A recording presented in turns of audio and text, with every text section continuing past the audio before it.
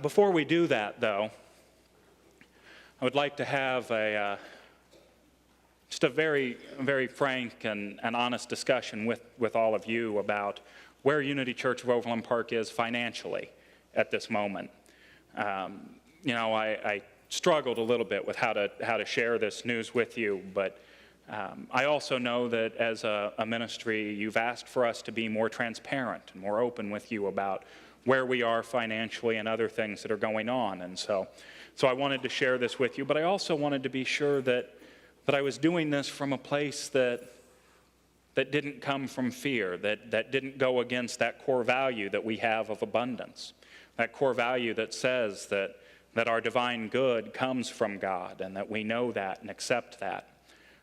But I also think it was incredibly appropriate that today, when we were discussing the idea of awareness and acceptance, that we took a look at what these finances looked like.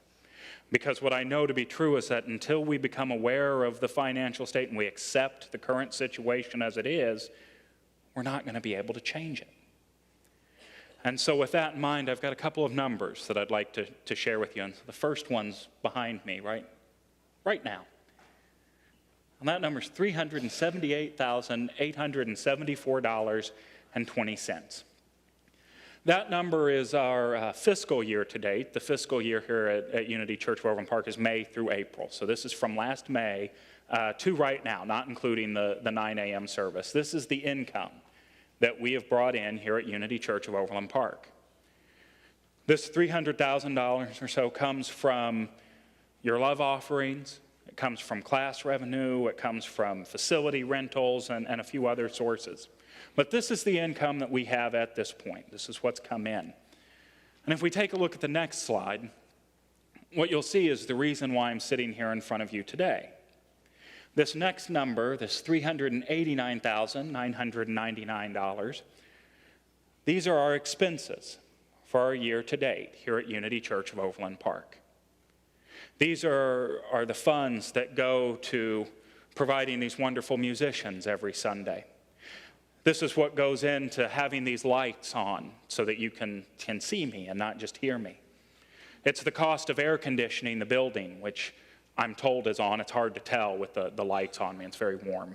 But it's the cost of air conditioning the building. These are the fall faith books that the children are studying upstairs in youth and family ministry. It's the ink, the printing costs, the staff time, and those bulletins that you're holding in your hand. This is what it's cost to operate Unity Church of Overland Park from May to this point right now. And if you take a look at the next slide, you'll see that we're about we are $11,125.02 short of what our expenses have been to this year to date. Now, where I struggled with this was because I didn't want to sit here and have it come across in any way, shape, or form like I was sitting here going, this number needs to change or we're going to start cutting things. But unfortunately, the truth of the matter is that if this number doesn't start changing, we have to make some very difficult decisions about how we can continue to operate as a community.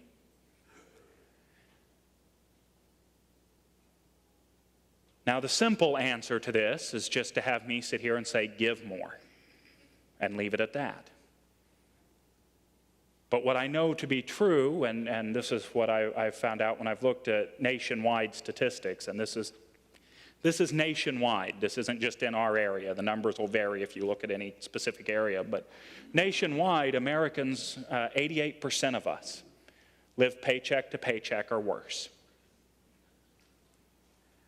And so for me to just say give more doesn't really solve our issue, because I know that so many of you out there are already giving all that you are able to give right now.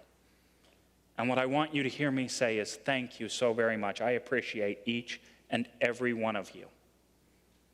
I also want you to hear me say that as a board, as a leadership team, the key leaders in our congregation, we have some wonderfully exciting plans coming, starting in January and on into next year, to help make that 88% number get smaller, so that more of us are in a position to give more.